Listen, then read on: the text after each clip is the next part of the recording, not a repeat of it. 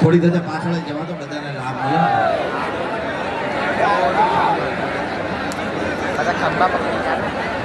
બોલો કાષ્ટભંજન દેવ કી. બધા જ ભક્તો ધજા નીચે લઈ લેશો, નીચે લઈ લેજો. હનુમાનજી મહારાજનો આ મહાન મહોત્સવ ધજા બધા પ્રેમપૂર્વક નીચે લઈ લો.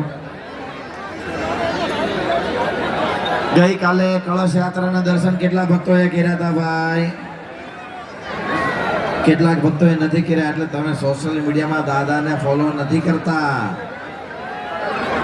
અચ્છા, રાત્રે હનુમાનજી મહારાજનું ભવ્ય આતશબાજીથી સ્વાગત કર્યું હતું. કેટલા લોકોએ દર્શન કર્યા હતા? હનુમાન જયંતીનો આ પવિત્ર મહોત્સવ જેમના સંકલ્પથી થાય છે. આજે સમગ્ર ગુજરાતમાં નહીં પણ વિદેશમાં પણ શ્રી હનુમાન ચાલીસા યુવા કથાના માધ્યમથી જેને લાખોના હૃદયને પરિવર્તિત કર્યા છે અને હનુમાનજી મહારાજમાં જોડ્યા છે એવા પૂજ્ય શાસ્ત્રી સ્વામી શ્રી હરિપ્રકાશદાસજી સામે આપણે વિરાજમાન છે. આપણે સૌ તાળીઓથી એમને વધાવીશું.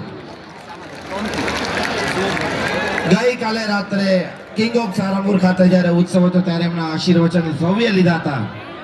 આજે સવારે પણ આ જ સ્ટેજ ઉપર હનુમાનજી મહારાજ જ્યારે સોનાના શણગાર સજીને આપણને જ્યારે દર્શન આપી રહ્યા હતા ત્યારે શણગાર આરતી કર્યા બાદ સૌ ભક્તોએ દાદાના આશીર્વાદ લીધા હતા.